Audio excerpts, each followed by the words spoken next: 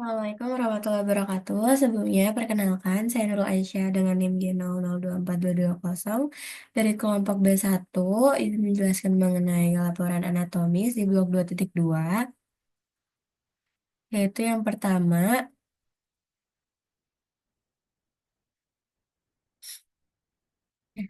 menjelaskan anatomi dari truktus respiratorius superior. Nah, ini tuh ada osa sama ada kartilago. Yang pertama itu ada os nasal, kemudian ada os maksila, kemudian ada os frontal, sama ada kartilago, itu ada kartilago processus lateralis, kemudian processus lateralis cartilago septenasi, ada cartilago alaris major, cartilagonis alaris minor, sama ada cartilago septinasi. Untuk habis setelah itu ada apertura sama region. Nah, aperturanya itu ada nares atau apertura nasalis anterior, kemudian ada coana, apertura nasalis posterior. Yang untuk coanesnya itu yang ini, kemudian ada septum nasi dan juga ada nares. Nas. Nah, untuk reginya itu ada vestibulum nasi, regio respiratoria sama ada regio olfaktoria. Nah, untuk septum nasi itu dia ada cartilago septinasi, vomer lamina pedicularis, os ethmoidale, kemudian ada spina nasalis dan juga os frontal, kemudian ada os nasal dan juga kristal nasalis, os maxillaris dan juga ada os palatinum. Nah, ini untuk gambarannya. Next. Nah, ini ada dinding lateral. Nah, dinding lateral ini itu dia kavum nasi yang memiliki tiga lengkungan pada tulang yang bertingkat kona, yaitu ada recessus sphenoidales yang ini. Kemudian ini ada yang meatus nasi superior, meatus nasi media, sama ada yang meatus nasi inferior. Eh, salah. Ya, ini inferior. Ya, next, ada sinus maxillaris atau antrum hikmore. Nah, kemudian yang kedua itu ada sinus frontalis, kemudian ada sinus ethmoidalis. Sinus ethmoidalisnya itu yang ini ada sel ethmoidalis. Kemudian itu kan ada yang anterior sama ada posterior. Kemudian ada sinus sphenoidalis.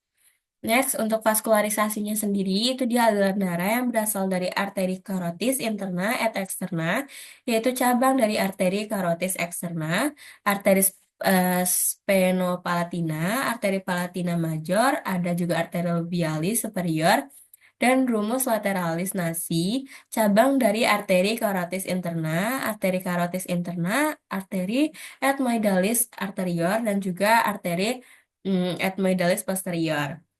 Kemudian ada vena-vena hidung yang mempunyai nama yang sama dan berjalan berdampingan dengan arterinya sendiri ya. Untuk inervasinya sendiri itu ada sensorik, penciuman, SVA, nervus olfaktoria 1 sama ada sensorik umum atau GSA. Nah, kemudian itu ada cabang-cabang dari olfaktorius yang ke eh, 6. Itu ada nervus ethmoidalis anterior sama nervus ethmoidalis posterior.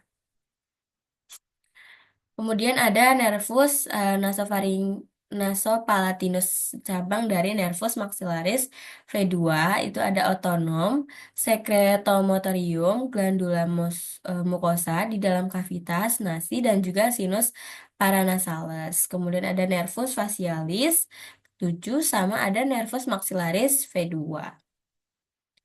Nah, ini untuk gambarnya, ini ada nervus olfactorius ini, kemudian ada foramen sphenopalatinium yang di buletan ini ya. Terus ada nervus nasopalatinus sama yang ini, yang kayak gini itu rumus petani nervus ethmoidalis anterior. Kemudian pharynx itu dibagi menjadi tiga, ada nasofaring, orofaring, sama laryngofaring. Nah, kalau dari atas ke bawah itu dia dari nasofaring, orofaring, sama laryngofaring. Next, ini untuk nasopharynxnya. Hmm, ya.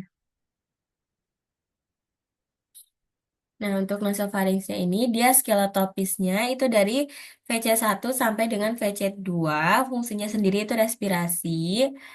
Kemudian ada olfak orofarinx, dia tuh skeletopisnya dari VC2 sampai VC3. Ada tonsila faringea, ada tonus tubarius, kemudian ada otium pharyngeus tube auditori. Nah,